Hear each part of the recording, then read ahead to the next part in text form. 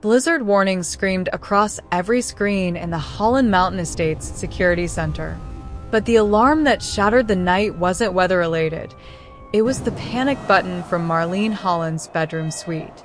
The 28-year-old daughter of tech billionaire Richard Holland had vanished. Her wheelchair, missing. Her emergency call button, crushed on the marble floor. Security cameras, mysteriously offline for exactly 20 minutes. Thermal drones couldn't penetrate the storm. Helicopter rescue was grounded. The FBI estimated 4 hours before hypothermia would be irreversible, less, given Marlene's limited mobility and inability to generate body heat. That's when Officer James Chin arrived with Koro, a battle-scarred German shepherd whose 89 successful rescues made him a legend among K-9 units. Koro stopped dead at Marlene's bedroom door. His hackles rose. A low, menacing growl rumbled from his chest. Not the bark of a search, but the warning of a hunter who'd found prey. He bolted past the main staircase, past the obvious exit points, straight toward the abandoned East Wing. What he would find 3 hours later, bound to a cactus in a frozen greenhouse with her wheelchair placed cruelly out of reach, would expose a conspiracy that went straight to the heart of one of America's wealthiest families. Cliffhanger, Marlene's whispered words. He knows everything about me, and he's still in the house. Richard Holland's empire was built on security systems. Ironic, given what was about to happen. At 11:47 p.m., night nurse Patricia Moreno entered Marlene's suite for her scheduled check-in and found the bedroom empty. The specially designed hospital bed, equipped with sensors to monitor Marlene's position, showed she'd been moved at approximately 11:20 p.m. during Patricia's brief break. Marlene's custom wheelchair, valued at $45,000 and equipped with GPS tracking, was gone. But the tracking signal? Dead. Her medical alert bracelet, which she never removed due to her complex medication regimen, also offline. Most disturbing, her emergency call button, normally worn on a lanyard, lay crushed beneath her dresser as if deliberately destroyed. Richard Holland's security team immediately locked down the 50-acre estate and reviewed footage. Every camera covering Marlene's wing showed only static between 11:15 and 11:35 p.m., a precise, calculated blackout. The FBI was called within minutes. At 12:30 a.m., with wind chills reaching -15 degrees and Marlene dressed only in the red cashmere dress she'd worn to dinner, the countdown began. That's when Officer Chin and Koro arrived, called in from the County K-9 unit as a last resort. Chun unclipped Koro's leash at Marlene's doorway. "Find her, boy. Find Marlene." Koro inhaled deeply, his entire body going rigid. Then he released a sound Chin had only heard twice before, a deep, primal growl that meant one thing. This wasn't an accident. This was a hunt. Koro ignored the main staircase where officers had found a few ambiguous scuff marks. He ignored the side door to the gardens where the snow was disturbed. Instead, he pulled Chun with single-minded intensity toward the estate's east wing, a section closed for renovation after a fire 2 years ago. "Koro, the trail leads outside," Chen's supervisor radioed. "Get your dog under control." But Chun trusted Koro's knows more than human logic. "He's tracking something. Give us 10 minutes." Inside the East Wing, beneath dust sheets and construction equipment, Koro stopped at a storage closet. Chun opened it to find Marlene's wheelchair, carefully hidden behind paint cans. The seat cushion was still warm. She'd been here recently, and someone had carried her beyond this point. Koro's nose pressed against the back wall of the closet. Chin noticed unusual scratches around a section of wainscoting. He pushed, and the panel swung inward, revealing a narrow service corridor, one not shown on any modern architectural plans. The scent trail was stronger here. Koro began pulling harder, his breathing rapid and focused. On the floor, Chen spotted 3 drops of blood, still tacky. Marlene was injured. The corridor led to a junction point where multiple passages met. Century-old pneumatic tube systems lined the walls, relics of when the estate was first built. Koro never hesitated, choosing the passage that sloped downward toward what Chen realized must be the old greenhouse complex his briefing had mentioned, a Victorian-era structure Richard Holland's grandfather had built, abandoned after becoming too expensive to heat. "Chen, your GPS signal is getting weak," his radio crackled. "I'm following blood. Koro's got something." "Chen, the FBI wants all units searching the perimeter." "She's not on the perimeter. She's below us." The service tunnel opened into a larger underground space, an old heating distribution center for the greenhouse. Koro froze, then began a methodical search pattern, his training taking over. Chen swept his flashlight across the room and felt his blood chill. This wasn't random. Someone had prepared this space. Against one wall, a camping heater, unused but recently purchased according to the price tag still attached. Medical supplies, insulin, epinephrine, antibiotics, the exact medications Marlene required, carefully arranged but unopened. A cooler containing food and water. A sleeping bag rated for sub-zero temperatures. This was a staging area. The kidnapper had intended to keep Marlene alive down here, at least temporarily. But something had changed the plan. Koro whined and pawed at a piece of fabric. Marlene's jacket, the one she'd worn to dinner. Pinned to it was a note written in block letters. "SHE won't need this, where she's going." Chen radioed for backup and forensics, but Koro was already moving again, more urgently now. The tunnel continued toward the greenhouse, angling upward. Chen noticed the temperature dropping. They were entering an unheated space. Then Koro stopped and released a sound Chen had never heard from him, a high-pitched, distressed whine. The dog was trembling. Through a rusted metal door, Chen saw why. The Victorian greenhouse stretched before them, a cathedral of glass and iron covered in snow. Inside, the temperature was barely above freezing. Moonlight filtered through the frosted panels, creating an ethereal, deadly beauty. And there, in the center of the structure, next to what appeared to be a massive saguaro cactus impossibly growing in this climate-controlled ruin, was a figure in red. Marlene Holland sat slumped against the cactus, thick rope binding her torso to its trunk. Her head lolled forward, her dark hair matted with blood from a wound above her temple. Her lips were blue-tinged, her breathing shallow and visible in the frigid air. 15 feet away, positioned with deliberate cruelty, sat her empty wheelchair. "Marlene!"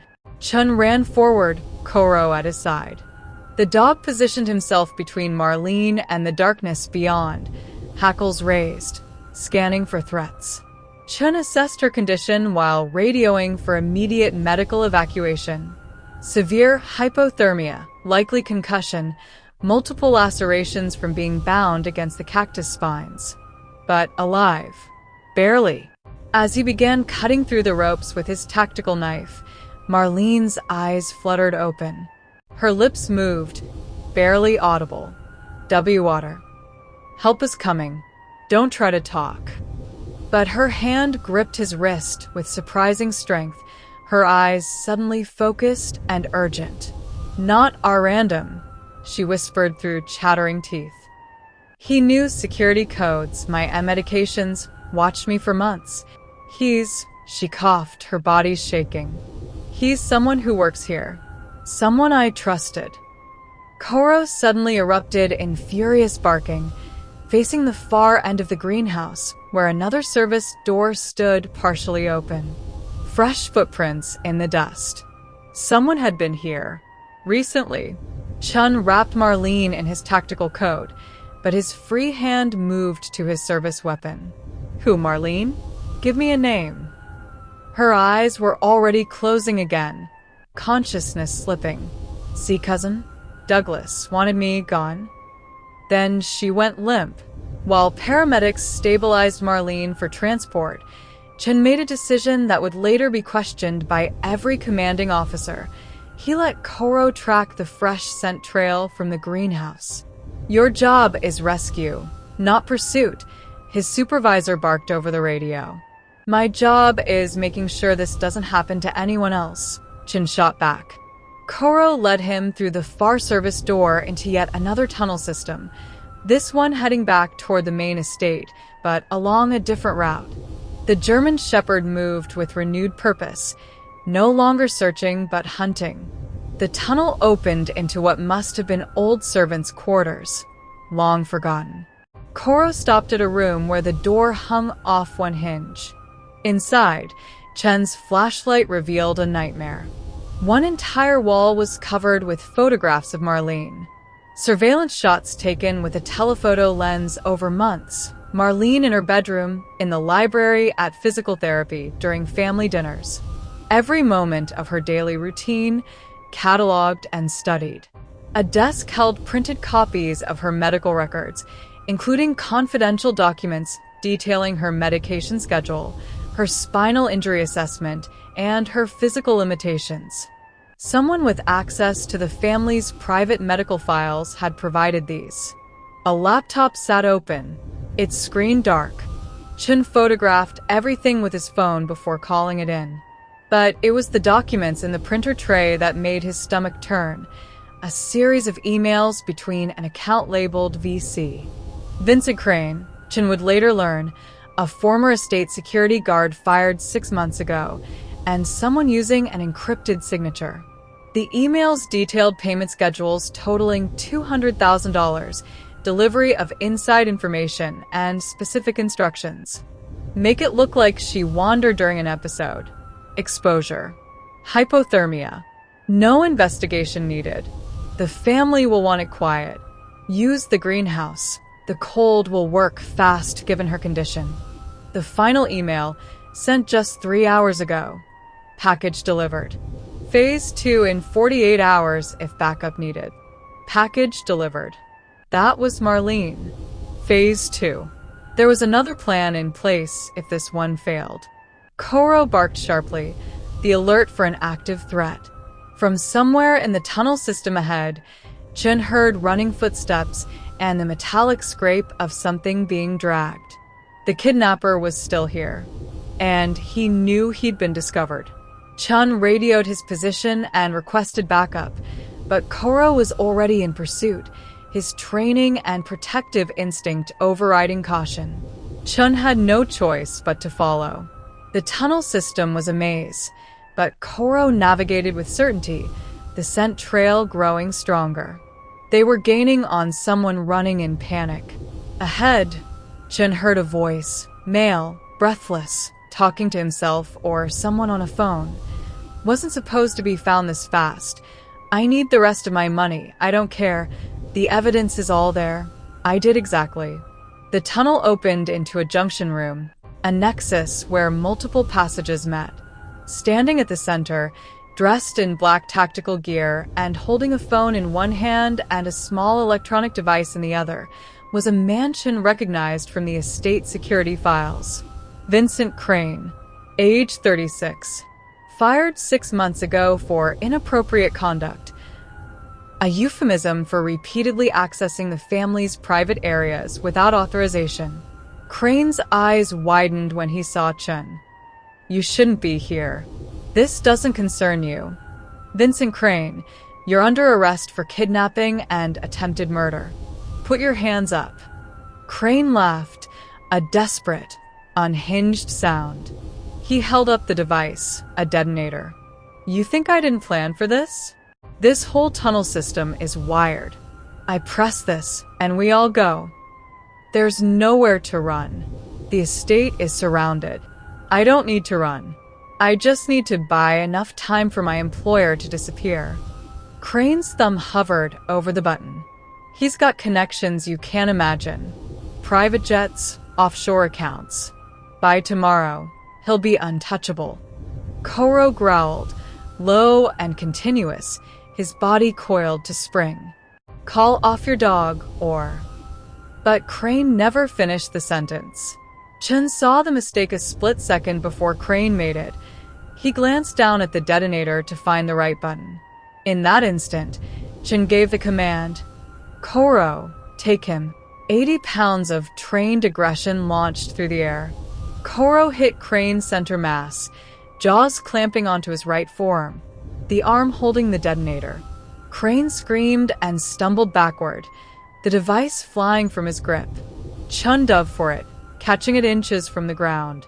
Crane tried to fight back, swinging wildly with his free arm, but Koro held fast, dragging him down. Backup arrived seconds later, for officers pouring into the junction from different tunnels. Crane was subdued, cuffed, and searched. His phone revealed the last call made, to a number registered to a burner phone, traced later to Douglas Holland's office at the estate. As officers hauled Crane away, he was still screaming, "You don't understand.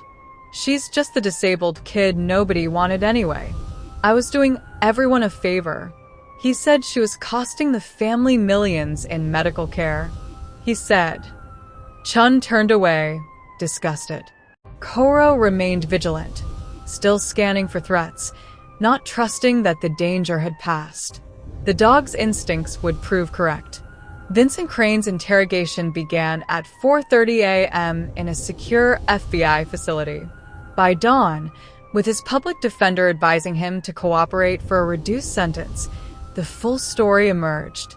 6 months ago, Crane had been fired from the Holland Estate security team for accessing Marlene's private quarters without authorization. He claimed he was checking on unusual sounds, but the real reason was darker. He'd been obsessed with the family's wealth, bitter about his $45,000 annual salary while surrounded by millions.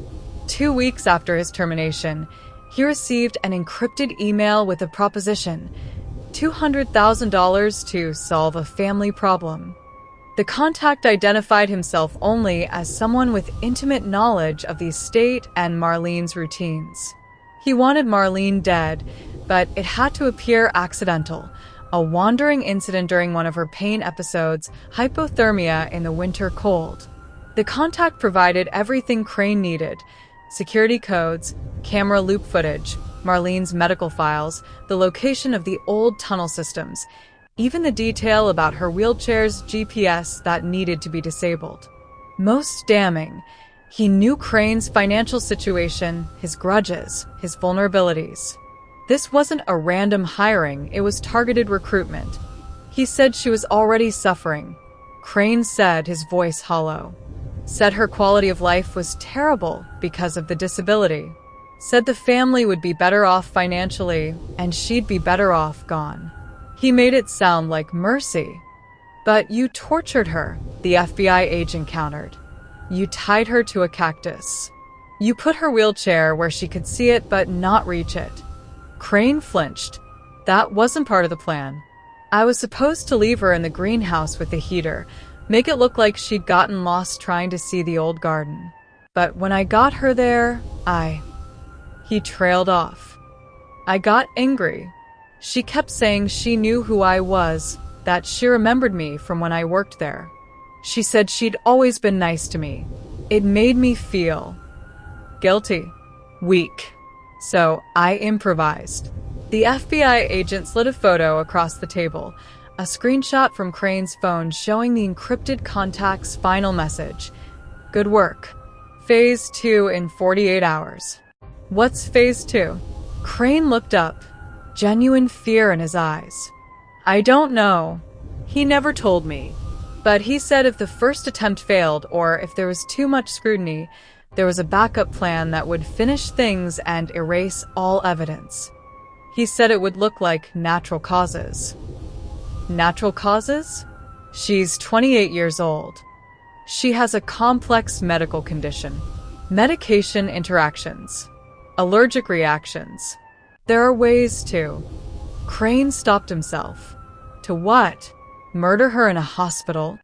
Crane said nothing, but his expression confirmed everything. The FBI immediately put protective details on Marlene's hospital room and began tracking the encrypted account. The phone number connected to Douglas Holland's office was traced to a burner device purchased with cash, but security footage from the electronics store showed a man matching Douglas's build and height buying it 3 weeks ago. The trap was set. They just had to wait for Douglas to make his move. Marlene regained consciousness 18 hours after her rescue in a private hospital room with armed guards at the door, and Coro, granted special exception, lying beside her bed. When she woke, the first thing she saw was Coro's face, his dark eyes watching her with the intensity that had saved her life. "Hey, boy," she whispered, her voice raspy. Her hand found his head, fingers tangling in his fur. Coro's tail thumped once against the floor, the first time he'd moved in 6 hours. Richard Holland sat in the corner, his face aged a decade overnight. When Marlene looked at him, he broke down. "I'm so sorry. I'm so sorry I didn't see. Douglas," Marlene said simply. "It was Douglas, wasn't it?" Her father nodded, unable to speak. The evidence had mounted throughout the day. Forensic accountants traced the payments to Crane through a series of shell corporations, ultimately linking back to an account Douglas controlled. His office computer contained searches for inheritance law-disabled heir, medical malpractice hypothermia, and encrypted messaging apps. Most damning, a draft email never sent, found in his personal files, outlining his belief that Marlene's disability made her unfit to inherit the family's controlling shares in Holland Technologies. He'd written, "The board will never respect a leader in a wheelchair. The company needs strength, not sympathy cases." "He was like a brother to me," Richard said. "I trusted him with everything. He saw me as everything wrong with the family," Marlene replied, her voice steady despite her tears. "A burden. Expensive. Weak. He wasn't entirely wrong. I let my disability define me as much as he did." "Marlene. But I'm not weak. I survived. And Coro found me." She looked at the German shepherd, who was watching her intently. "You found me when no one else could." Officer Chen, standing by the door, smiled. "He's not usually this gentle. You've made an impression. Will Douglas actually pay for this?" "The FBI has enough evidence for multiple charges. But..." Chen hesitated. "But what?" "Crane mentioned a phase 2. Something planned for after your rescue, meant to look like natural causes or medical complications. The encrypted account sent one more message after Douglas learned you'd been found. Package compromised. Implement contingency." Marlene's hand tightened in Coro's fur. "He's going to try again. Not if we get him first." As if on cue, the hospital's fire alarm began to sound. The alarm was quickly identified as false. Someone had triggered it manually from a stairwell. But in the chaos of evacuation procedures, a hospital orderly in surgical scrubs approached Marlene's room carrying a tray of medications. Coro erupted from his resting position with a snarl that made the orderly freeze 3 feet from the door. "I'm just delivering her medication schedule," the orderly said, his voice uncertain. "Let me see your badge," one of the FBI agents demanded. The orderly slowly reached for his ID lanyard and then bolted, dropping the tray. Syringes and medication vials scattered across the floor. Coro didn't wait for a command. He launched after the fleeing figure, Chen racing behind. The orderly ran with the speed and awareness of someone trained, navigating the hospital corridors toward the emergency stairs. FBI agents were already sealing exits, but the suspect had planned for this. He reached a service elevator, yanked open the maintenance panel, and began climbing up the shaft. Coro barked furiously at the elevator doors. Chun pried them open manually. "FBI, stop and identify yourself." Above, the suspect was climbing toward the roof. Chen could hear helicopter rotors, a medevac on standby. On the roof, the suspect reached the helipad just as the helicopter touched down. Chen and 2 FBI agents burst through the roof access door. The suspect turned, and Chen recognized him. Douglas Holland's personal assistant, a man named Marcus Webb, former military with tactical training. Webb held up his hands. "I was just following orders." Douglas said she needed special medication. The medication in those syringes would have killed her, the FBI agent shouted over the helicopter noise. Potassium chloride mixed with her prescribed insulin. It would look like a medication error. Webb's expression shifted from feigned innocence to cold calculation. She's already suffered enough. Douglas was right. The family needs someone strong leading it, not. Koro's furious barking cut him off. The dog strained against Chen's grip, every muscle coiled. Webb backed toward the helicopter. "I have diplomatic immunity." Douglas arranged it. "You can't touch me." "The hell we can't." Chen released Koro. "Get him, boy." But Webb had anticipated this. He pulled a taser from his jacket and fired. The probes hit Koro in the chest. The dog yelped and collapsed, his body convulsing. Chen screamed and charged, but FBI agents tackled Webb before he could reach the helicopter. The aircraft immediately lifted off. The pilot, unaware of the situation, had been spooked by the commotion. Chen dropped to his knees beside Koro, frantically removing the taser probes. "No, no, no. Stay with me, boy. Stay with me." For a terrible moment, Koro lay still. Then his chest heaved, and his eyes opened. His tail managed a weak thump. "That's it. You're okay. You're okay." 20 minutes later, in Marlene's hospital room, she wept as Koro was brought in on a gurney, alert but shaky, wearing a bandage where the taser had burned his chest. "He saved my life twice," she said, her hand on his paw. "He's a hero," Chen replied. Douglas Holland was arrested at his vacation home in Aspen that afternoon, attempting to board a private jet to a non-extradition country. His office had been sanitized, computers wiped, documents shredded, but the FBI had already recovered everything they needed from cloud backups and email servers. His last message to Marcus Webb had been direct. "If the dog finds her, finish it in the hospital. Make it look natural. I'll have everything arranged for your exit." 3 weeks later, on a bright January morning, the county sheriff's department held a ceremony honoring Koro with the Medal of Valor, the highest commendation for K-9 officers. Marlene attended in her wheelchair, her injuries healing, but her determination transformed.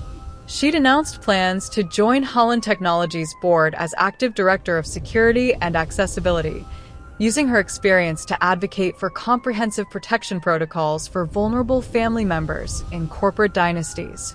When Koro received his medal, Marlene was the one who placed it around his neck. "You didn't see a disabled woman who needed pity," she said softly, kneeling beside him. "You saw someone who needed saving. Thank you for not giving up." Koro licked her face, his tail wagging. Officer Chen watched from the side, proud but uneasy. Because that morning, before the ceremony, he'd received an anonymous package at the station. Inside was a single item, a photograph of Marlene at the ceremony, taken from across the street through a telephoto lens. On the back, written in the same block letters as the note found in the greenhouse, were 3 words: Phase 3 ready. Koro, standing beside Marlene during the ceremony, suddenly went rigid. His head turned toward the crowd, his ears forward, a low growl building in his throat. Chen followed his gaze and saw nothing, just spectators and media. But Koro saw something, or smelled something. As Chen's hand moved to his radio to alert security, a figure at the back of the crowd turned and walked away, their face hidden by a hood. Douglas Holland was in custody. Marcus Webb, was awaiting trial. Vincent Crane had confessed to everything, but someone else had been watching all along. Someone with access, resources, and patience. The case wasn't over. Koro's growl deepened, and he pressed against Marlene's wheelchair protectively. Whatever threat remained, the German shepherd who'd save her life would be ready. The story ends, but the danger doesn't.